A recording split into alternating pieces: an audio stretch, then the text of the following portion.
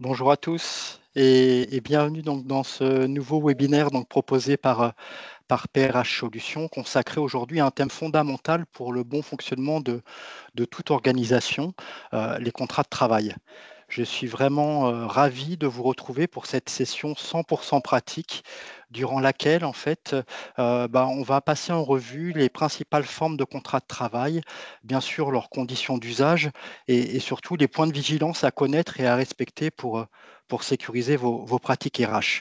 L'objectif est vraiment de vous aider à faire les bons choix en matière de contrat, selon bien sûr les besoins de votre entreprise et le tout avec un regard juridique très pragmatique. Je vous présente nos deux intervenantes du jour, Apolline Daré, donc juriste spécialisée en droit social au sein de notre service conseil qui va assurer la présentation. Bonjour, bonjour à tous. Salut Apolline. Et Déborah Iglesias, également juriste en droit social au sein de notre service conseil, qui sera à vos côtés pendant toute cette session en fait, pour répondre à vos questions directement en back-office. Bonjour Déborah. Bonjour à toutes, bonjour à tous. Alors, comment fonctionnent nos webinaires? On a vraiment privilégié l'interactivité. Vous avez la possibilité à tout moment en fait, de poser vos questions à notre équipe de juristes qui va vous répondre en direct ou lors de la session de questions-réponses à la fin du webinaire. Pour cela, c'est hyper simple. Il suffit de cliquer en haut de votre écran dans l'onglet QR, donc pour questions-réponses. Vous tapez votre question ici et Déborah vous répondra en direct. Vous avez également la possibilité en fait, d'échanger avec tous les participants ou féliciter nos intervenants avec l'onglet Conversation. Alors, au programme de cette session, durant les 30 prochaines minutes, on va parcourir les 5 grandes catégories de contrats en nous concentrant donc sur les usages possibles, les points de vigilance à respecter et le partage de bonnes pratiques avec nos experts. Donc, voici le déroulé. Donc, vous voyez bien le sommaire de cet événement. On va d'abord aborder les différents types de contrats à durée déterminée. Ensuite, on passera en revue le contrat de travail temporaire qu'on appelle également donc, contrat d'intérim. On enchaînera avec deux contrats, en fait, le contrat d'apprentissage et le contrat de professionnalisation. Quatrième chapitre sera consacré, vous le voyez, donc au CDI qui reste la référence en France. Et enfin, le CDI de chantier ou CDI d'opération. Je vois que tout le monde est maintenant en train de se connecter ou a terminé de se connecter plutôt, et on va pouvoir ouvrir avec le premier chapitre les différents types de contrats donc à durée déterminée, et on va revenir sur les différents types de contrats, leur durée, les cas de recours autorisés, les renouvellements, les risques en cas de requalification. Vous allez voir qu'un CDD, en fait, ça ne s'improvise pas, il est strictement encadré et un mauvais usage, en fait, peut avoir des impacts financiers imprévus et importants pour l'entreprise.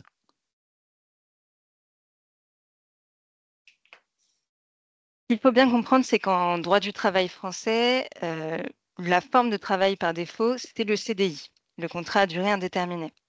Le CDD, c'est donc l'exception. On ne peut pas avoir un CDD pour un emploi qui est lié à l'activité normale de l'entreprise. Ce qui veut dire que, au moment de conclure un CDD, la première question à se poser, ça va être quel est le motif de recours au CDD? Donc vous en avez plusieurs. Le premier assez courant, ça va être le CDD de remplacement. On peut recourir au CDD pour remplacer un salarié absent. Dans ce cas-là, le contrat doit strictement identifier le salarié qui est remplacé, avec son nom, sa classification, son emploi et le motif de son absence. Pourquoi la classification? Parce qu'on a un principe d'égalité de rémunération du salarié remplaçant et du salarié remplacé. Les seules manières de déroger à cette égalité de rémunération, ça va être quand on aura un remplacement dit partiel, donc qui correspondra à une seule partie des tâches effectuées par le salarié remplacé. Dans ce cas-là, on peut avoir une rémunération qui sera moindre. Le principe, c'est qu'un CDD de remplacement égale un salarié remplacé. Ça veut dire qu'à chaque fois qu'un nouveau salarié est absent, même si on veut garder la même personne en remplaçante, on doit conclure un nouveau CDD. Maintenant, dans certains secteurs où on a beaucoup recours aux remplaçants, le législateur a ouvert une possibilité à titre expérimental d'avoir un contrat de remplacement pour plusieurs salariés remplacés. Donc, ça va être dans le secteur de l'hôpital, propreté, tourisme, etc. Vous en avez plusieurs. Donc après le CDD de remplacement, on a le CDD saisonnier. La condition pour pouvoir conclure un CDD saisonnier, c'est d'avoir un accroissement d'activité qui est cyclique, qui est lié à une saison, donc qui va se reconduire tous les ans ou selon en tout cas un cycle qui est prévisible. Toujours à la même période, on a un regain d'activité. Donc la conséquence que ça entraîne, c'est que en principe, on reprend l'ancienneté des salariés saisonniers. On a aussi, dans certaines conventions collectives, un droit automatique à la reconduction du contrat saisonnier pour la saison suivante. Donc, c'est le cas notamment pour hôtels, cafés, restaurants, les transports routiers, tourisme, etc. Ensuite, après le contrat saisonnier, nous avons le CDD d'usage. Le CDD d'usage, il est réservé à certains secteurs pour lesquels on n'a pas d'autre choix que de recourir au CDD et on a fait rentrer dans les conventions collectives ces fameux CDD d'usage. Donc, notamment, un des plus connus va être le CDD d'extra dans la restauration. C'est un CDD d'usage. Vous en avez aussi dans le déménagement, le sport professionnel, le spectacle et tous les secteurs que vous voyez ici listés. Si on ne rentre dans aucune de ces catégories, on va avoir le dernier motif, qui est un peu le motif fourre-tout, le CDD pour accroissement temporaire d'activité. Donc, en cas de doute sur le motif que vous indiquez dans votre CDD, on choisira ce motif, l'accroissement temporaire d'activité, qui est assez large. Donc, vous voyez que ça peut être à la fois une surcharge inhabituelle d'activité, l'exécution d'une tâche occasionnelle, une commande exceptionnelle ou des travaux urgents. Donc, c'est une définition très large, mais il faut bien que ce soit un besoin qui soit limité dans le temps. On ne peut pas, par exemple, avoir recours à un CDD pour une période d'essai, pour prendre un salarié à l'essai, voir s'il convient et si c'est le cas, le prendre en CDI. Ça, par exemple, c'est un motif qui est interdit parce que ça ne correspond pas à un besoin temporaire. Une fois qu'on a le motif de notre CDD, on va rédiger le contrat. Et dans ce cas-là, il faut bien inclure toutes les mentions obligatoires du CDD. Donc le motif, on en a parlé, il doit apparaître dans le contrat, il doit être réel, c'est-à-dire correspondre à une réalité, il faut qu'il y ait un vrai accroissement temporaire d'activité. Une autre mention obligatoire est la durée du CDD. Et comme on l'a vu, pour un CDD de remplacement, vous avez le nom du salarié remplacé. Ces mentions obligatoires sont importantes puisque en cas d'omission, la sanction, c'est la requalification en CDI. Ça veut dire que le salarié pourra demander à ce que son CDD soit en fait considéré comme un CDI. Et dans ce cas-là, il restera en poste et le salarié, pour mettre fin à son contrat, devra le licencier, comme dans un CDI. S'il a déjà mis fin à son contrat à la fin du CDD, il devra lui verser des indemnités pour licenciement abusif. Donc, il est primordial d'intégrer ces mentions-là. Ensuite, une autre particularité du CDD, c'est qu'on doit absolument le transmettre dans les 2 jours à compter de l'embauche. Donc, la sanction auparavant était de considérer qu'en l'absence de CDD écrit reçu dans les 2 jours, on considérait que le salarié était embauché en CDI. Donc, la jurisprudence a évolué là-dessus et maintenant, on n'a plus qu'une indemnité d'1 mois de salaire qui est risquée. Mais c'est tout de même un risque à prendre en compte. S'agissant de la période d'essai, on est sur une période d'essai qui diffère du CDI. Donc, pour les CDD qui sont d'une durée totale inférieure ou égale à 6 mois, la période d'essai sera de 1 jour par semaine travaillée dans la limite de 2 semaines. Pour les CDD supérieurs à 6 mois, on a 1 mois de période d'essai. Maintenant, la durée. Donc, on a vu que c'était une mention obligatoire au CDD. Cette durée, on peut prévoir un terme au contrat qui sera soit précis, une date fixe, soit imprécis dans certains cas. C'est le cas par exemple pour le contrat saisonnier. On peut prévoir que la fin du contrat, ce sera la fin de la saison. Ou c'est le cas par exemple pour un remplacement. parce qu'on peut avoir un salarié absent pour une durée indéterminée. Dans ce cas-là, on mettra remplacement jusqu'au retour du salarié. Mais attention, même quand on a un terme qui est imprécis, le CDD doit absolument prévoir une durée minimale. Et c'est par rapport à cette durée minimale qu'on va déterminer, par exemple, la durée de la période d'essai. Ensuite, sur la durée totale du CDD, on a une double limite. C'est-à-dire que le CDD ne doit pas excéder 18 mois, en règle générale, bien sûr, il y a des exceptions, et 2 renouvellements maximum. Donc, ce sont 2 limites qui sont cumulatives, c'est-à-dire qu'on peut renouveler 2 fois, mais dans la limite de 18 mois, etc. Donc, une fois que on a rédigé ce CDI dans les conditions légales, quelles sont les particularités du CDD sur la fin du contrat?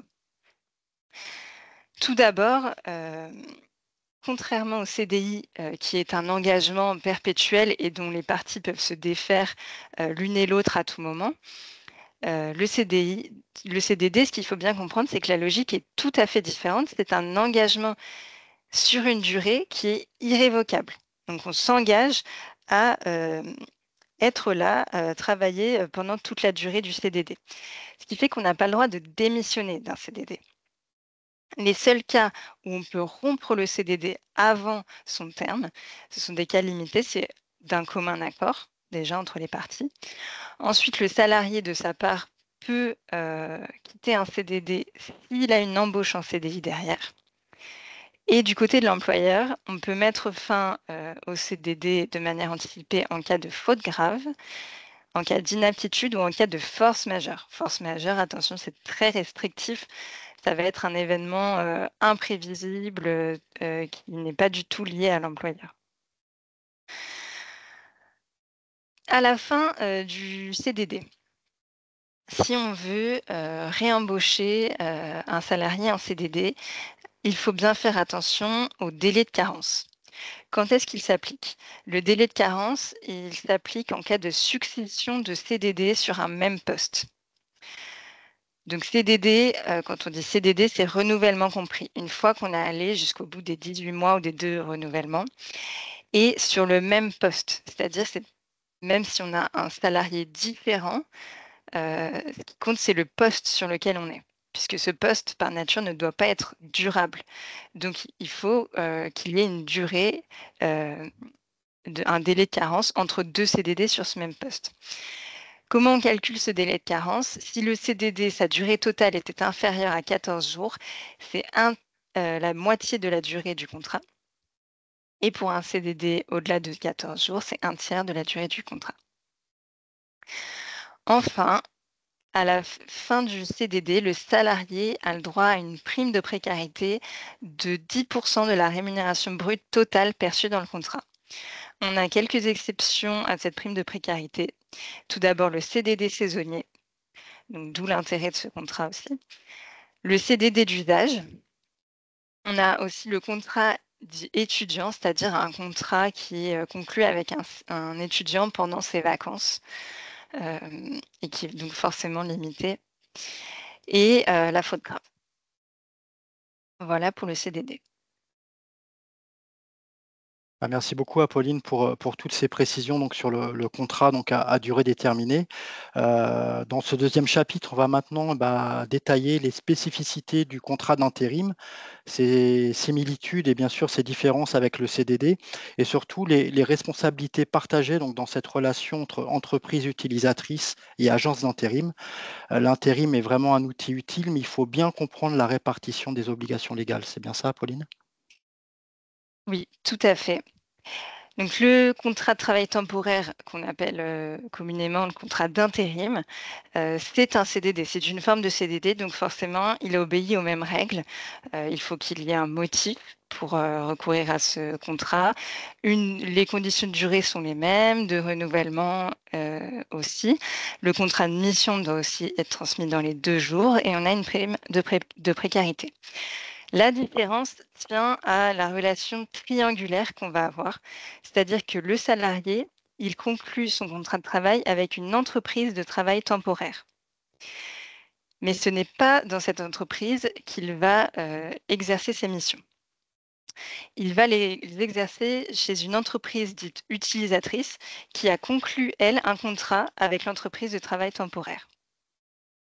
Donc le salarié, autrement dit, son lieu de travail est différent de son employeur, ce qui entraîne des particularités. Une chose à noter, c'est que la période d'essai est particulièrement courte pour ces contrats. Donc, à défaut d'accord ou de convention collective, ça va être 2 jours maximum pour un contrat inférieur ou égal à un mois, 3 jours maximum entre 1 et 2 mois et 5 jours maximum pour un contrat supérieur à 2 mois. L'entreprise de travail temporaire, si elle met fin au contrat dans le délai prévu, doit impérativement proposer au salarié une nouvelle mission. Donc l'avantage de cette forme de travail pour l'entreprise utilisatrice, c'est évidemment de s'éviter tous les tracas d'employeurs. Donc, c'est-à-dire qu'elle n'est pas l'employeur du salarié, elle ne lui verse pas de salaire, elle ne s'occupe pas de l'administratif, pas de ses bulletins de paye, n'a pas d'obligation de formation.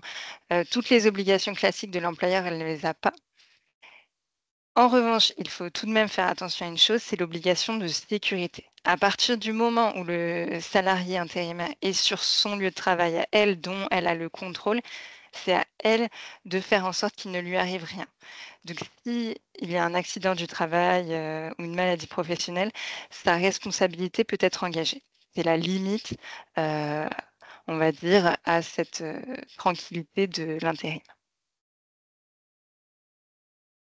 C'est très clair. Merci beaucoup, Apolline, pour toutes ces précisions. Je vous rappelle que vous avez la possibilité de poser vos questions directement à nos experts qui vous répondront donc, en direct. Vous avez à votre disposition, donc, en haut de votre écran, en fait, le menu QR pour questions-réponses. N'hésitez pas, en fait, il y a Déborah qui est là en back-office pour vous répondre directement. On va maintenant faire un focus sur 2 contrats, le contrat en apprentissage et le contrat d'apprentissage et de professionnalisation qui mêle à la fois formation et emploi. Alors, quels sont les avantages pour l'employeur? Quelles sont les conditions d'encadrement? Ces contrats sont des contrats vraiment à forte valeur ajoutée, bien sûr, comme d'habitude avec le droit français, à condition de respecter certaines obligations.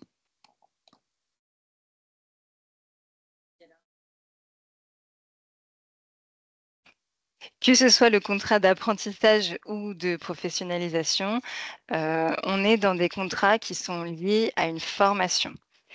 C'est dans un cadre de formation et l'employeur a donc une mission et donc investit de la mission de former son apprenti ou son alternant. Un maître d'apprentissage doit donc être désigné pour les apprentis et un tuteur pour les alternants. Mais dans les 2 cas, ça a son importance, c'est-à-dire que c'est un salarié qui doit, être qualifié, avoir de l'expérience, avoir été formé pour s'occuper d'un apprenti, avoir du temps disponible pour ça, et il ne peut pas avoir, plus de 3 apprentis ou alternants, à sa charge. C'est un point qu'il ne faut pas négliger. Ensuite, dans les 2 cas, on a aussi un contrat qui est tripartite entre l'employeur, l'apprenti et le centre de formation. Ça veut dire que en cas de modification ou de fin du contrat, il faudra toujours en référer au CFA qui est une partie au contrat. Il faut également bien penser à déposer le contrat à l'OPCO dans les 5 jours ouvrables qui suivent l'embauche. Souvent, le CFA peut s'en charger, mais il faut tout de même bien vérifier que cette formalité est accomplie, car c'est l'OPCO qui va se prononcer sur la prise en charge financière du dispositif. La rémunération de l'apprenti ou de l'alternant est fixée en fonction de son âge et du niveau d'études, donc du diplôme préparé. Et ça va être un pourcentage du SMIC ou du salaire ou du minima conventionnel. Donc vous retrouvez toutes les grilles facilement. Le temps de travail doit être de 35 heures. Il est possible de faire des heures supplémentaires rémunérées, sauf pour les mineurs. Attention, les mineurs ne peuvent pas faire d'heures supplémentaires et ils doivent avoir forcément 2 jours consécutifs de repos par semaine. Maintenant, les différences entre ces deux dispositifs, donc déjà, l'apprentissage correspond à de la formation initiale, alors que la professionnalisation est de la formation continue, donc qui donne une qualification professionnelle. Les tranches d'âge diffèrent un peu. On a donc entre 16 et 29 ans pour les apprentis, avec toujours des cas particuliers qui permettent d'aller au-delà de cet âge limite, par exemple pour les travailleurs handicapés ou pour la création d'entreprises, pour les formations qui mènent à une création d'entreprise. La tranche d'âge pour le contrat de professionnalisation est de 16 à 25 ans et 26 ans et plus pour les demandeurs d'emploi. On a une part de formation aussi qui est différente. C'est au minimum 25% de la durée totale du contrat d'apprentissage qui doit être passé en formation, alors qu'on a 150 heures minimum et entre 15 et 25% pour les alternants. Et surtout, ce qui diffère, c'est le régime social et fiscal, puisque les apprentis bénéficient d'une exonération de cotisation salariale et CSG-CRDS dans la limite de 50% du SMIC. Ça a changé récemment. Auparavant, c'était 79%. Et d'une exonération de l'impôt sur le revenu dans la limite du montant annuel du SMIC. Tandis que les alternants, leur rémunération est totalement soumise à la cotisation sociale et CSG-CRDS, ainsi qu'à l'impôt sur le revenu. Ensuite, pour l'apprentissage, on a des aides, donc 5 000 € et 6 000 € pour les travailleurs handicapés dans les entreprises de moins de 250 salariés. Pour les entreprises plus grosses, l'aide passe à 2 000 €, alors qu'on n'a aucune aide pour les alternants. Une nouveauté annoncée par le gouvernement, c'est que à partir du 1er juillet 2025, les employeurs allaient devoir participer aux frais de formation des apprentis à hauteur de 750 € pour les diplômes de bac+3.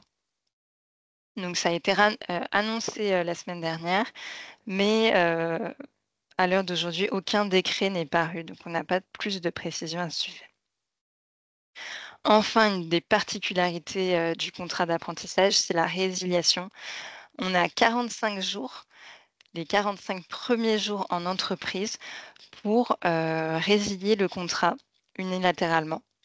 Et au-delà, c'est quasiment impossible de résilier le contrat. Vraiment, les motifs sont très limités. Ça va être la résiliation à l'amiable.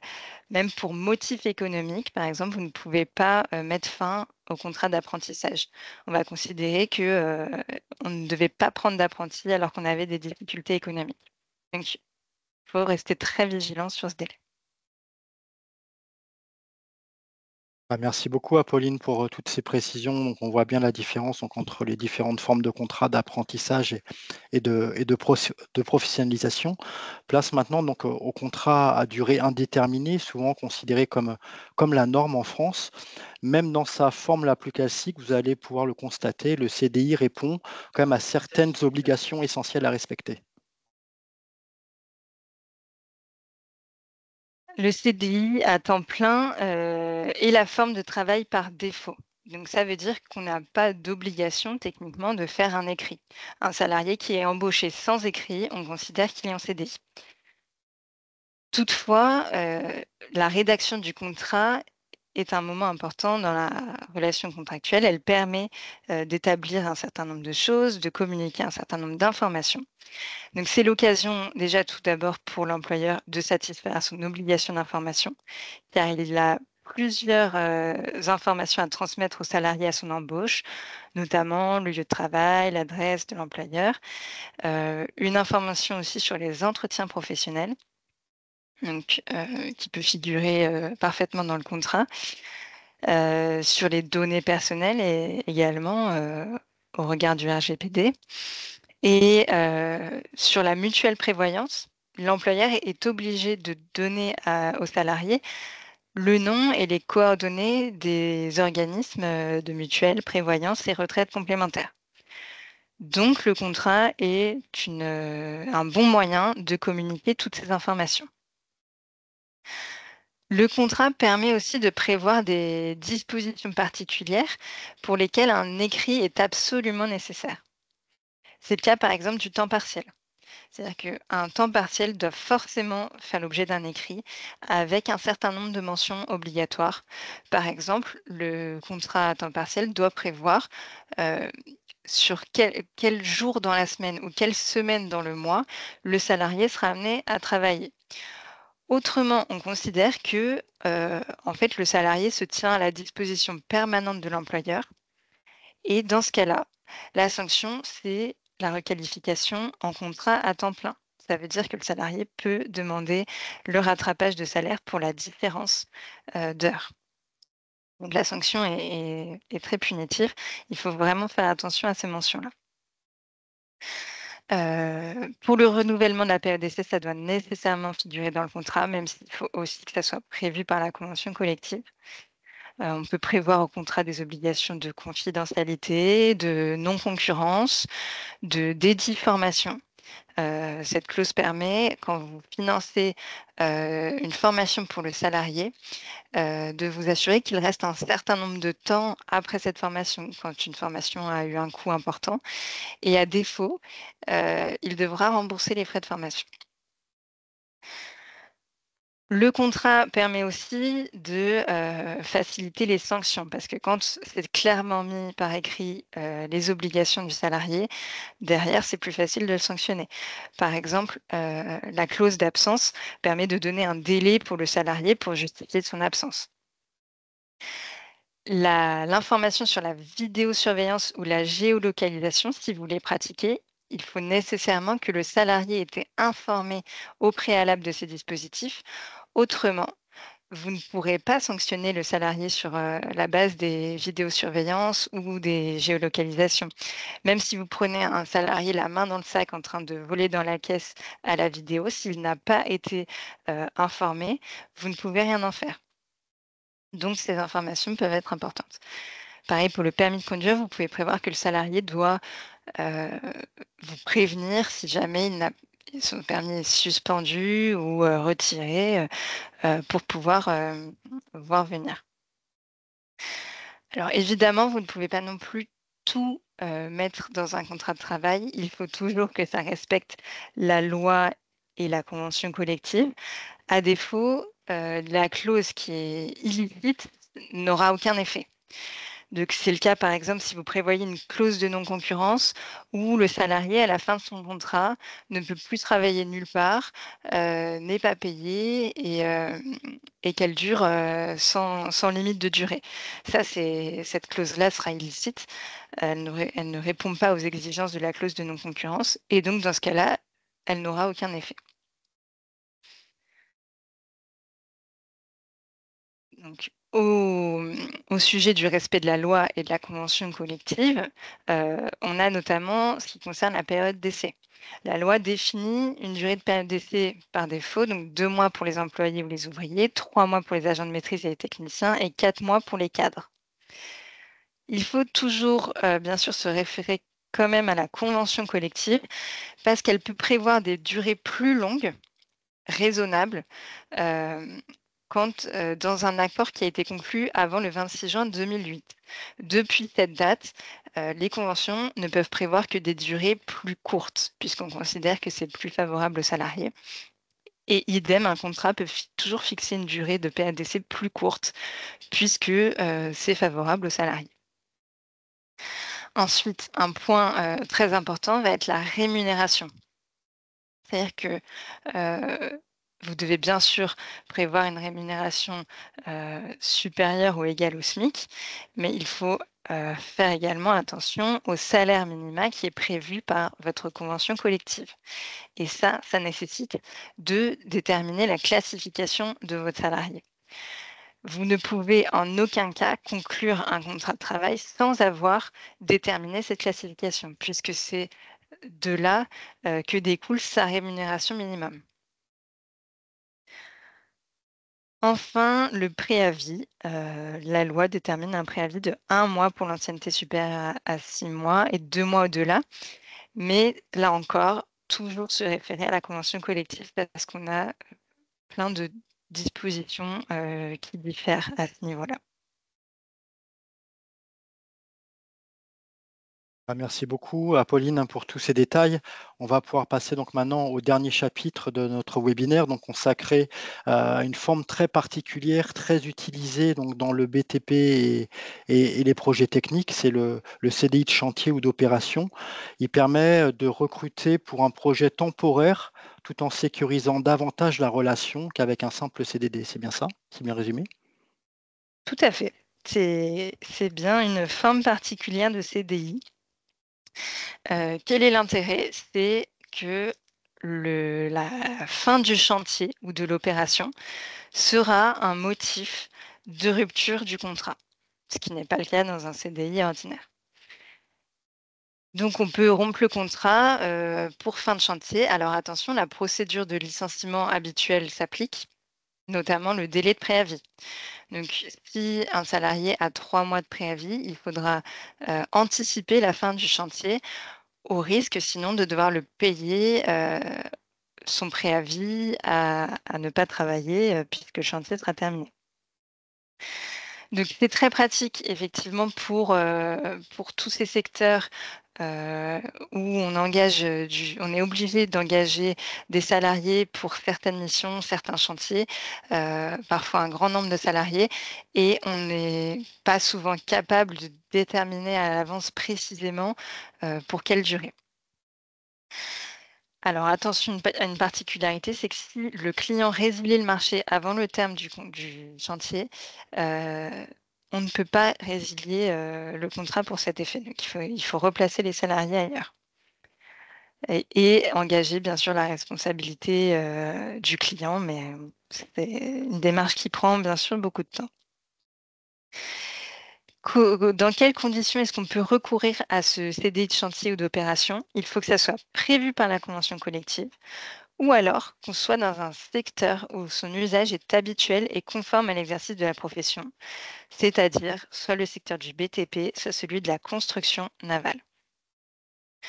Et on doit se référer à la convention collective pour voir si on a une priorité de réembauchage des salariés sur les chantiers suivants. Voilà pour le CDI de chantier ou d'opération. Merci beaucoup, Apolline, pour toutes ces précisions donc, sur les 5 types de contrats de travail. On va pouvoir passer aux questions-réponses. Déborah, est-ce qu'on a eu beaucoup de questions au cours de ce webinaire? Oui, merci, on a eu pas mal de questions, donc on vous remercie et il y en a quelques-unes en suspens, donc Apolline, on va voir ça ensemble. Alors par exemple, si la vidéosurveillance, tu en parlais tout à l'heure, elle est indiquée dans le règlement intérieur et pas dans le CDI, est-ce que c'est valable? En fait, ça peut être par n'importe quel moyen, mais il faut avoir la preuve qu'on a communiqué l'information aux salariés. Donc si c'est dans le règlement intérieur, mais il faut que ça soit une information individuelle, qu'on ait la signature du salarié, reçue à telle date.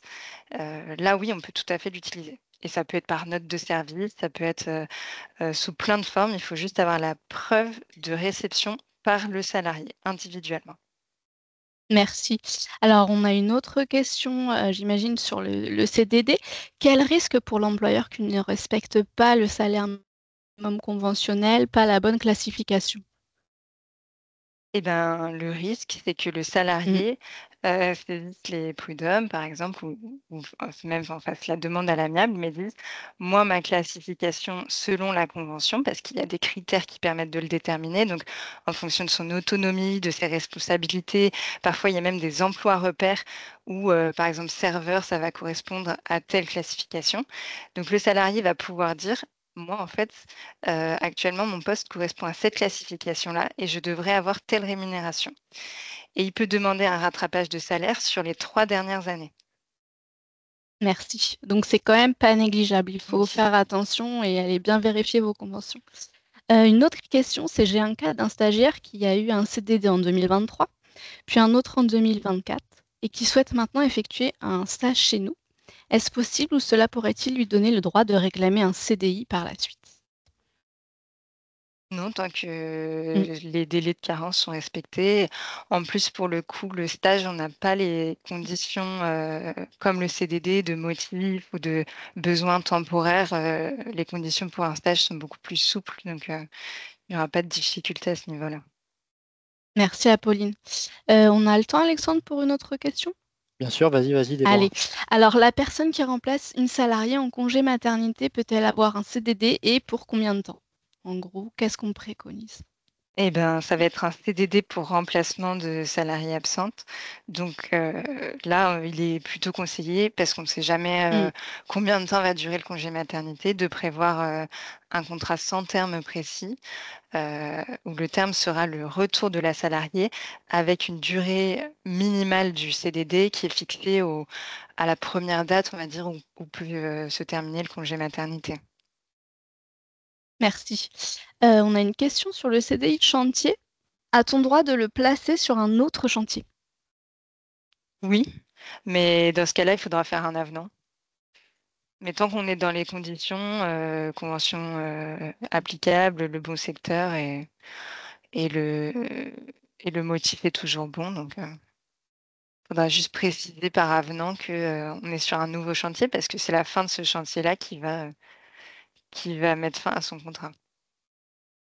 Merci. Alors, on a une autre question, c'est nous avons un alternant à mi-temps thérapeutique depuis 2 mois. Faut-il prévenir le CFA? Oui, Oui, il faut prévenir de tout paraît changement. logique. Mm. Alors après, Alexandre, il nous reste 2 autres questions en suspens, mais alors pour le coup, c'est des questions un peu plus, précises, donc je préfère revenir vers les personnes concernées. On a une autre question qui vient d'arriver. Et après la rentrée de la salariée, on pourra avoir le CDD pour la personne qui remplace. La durée du CDD sera les 18 mois maximum. Alors je pense que c'est toujours pour le congé Ah maternité. oui, ok, Voilà. oui. Oui, alors dans ce cas, oui, ça sera toujours le maximum, mais du coup, oui, ça sera la date de retour du salarié, mettre à Mmh. fin au CDD, avec, en général, il y a une tolérance de, Mmh. de 2 jours pour faire la passation au retour, quoi. Merci Apolline. Pas d'autres questions Merci. pour le moment. Ben, un grand merci à tous pour votre présence. En fait, chez PRH Solutions, on est vraiment très fiers de vous proposer régulièrement ces temps d'échange et de montée en compétences, donc appuyés par le renfort et le support de notre équipe de juristes spécialisés en droit social, donc qui sont toujours à vos côtés, donc en tant que clients de PRH Solutions. En complément, si vous souhaitez aller plus loin dans l'exploration de ce thème, nous avons une formation donc proposée par la PRH Academy qui s'appelle RH pour les non-RH. Et en fait, l'objectif de cette formation, en fait, c'est de bien comprendre les enjeux stratégiques de la gestion des ressources humaines pour vraiment les utiliser en levier de développement et maîtriser toutes vos obligations légales et réglementaires, et surtout être capable de mettre en œuvre en fait ces procédures clés à la fois dans l'administration de votre personnel, et depuis en fait leur conception jusqu'à leur application opérationnelle. Et n'oubliez pas nos 2 prochains webinaires, donc la gestion du temps de travail avec notre équipe de juristes qui aura lieu donc le mardi 17 juin à 11h30 sur Teams, et un nouveau webinaire, donc la loi de santé au travail, le mardi 27 mai à 14h, toujours sur Teams, avec une experte donc QHSE, donc pour qualité, hygiène, sécurité et environnement, pour comprendre les enjeux, les impacts de cette loi, connaître également vos obligations réglementaires et identifier en fait les formations adaptées pour être complètement opérationnelles. On vous partagera très rapidement dans votre boîte mail en fait le replay de cet événement, nos fiches pratiques dédiées et les liens vers nos formations complémentaires avec la PRH Academy. Et avant de conclure, je vous rappelle que notre service conseil vous accompagne pour la rédaction de vos actes juridiques comme vos contrats de travail, et on a bien vu le côté technique et essentiel de rédiger en fait un bon contrat conforme pour sécuriser vos contrats et surtout éviter les risques de contentieux juridiques derrière. Pour les contacter, c'est très simple, une seule adresse mail, conseil au singulier, @paye-du6rh.com. Merci encore pour votre participation.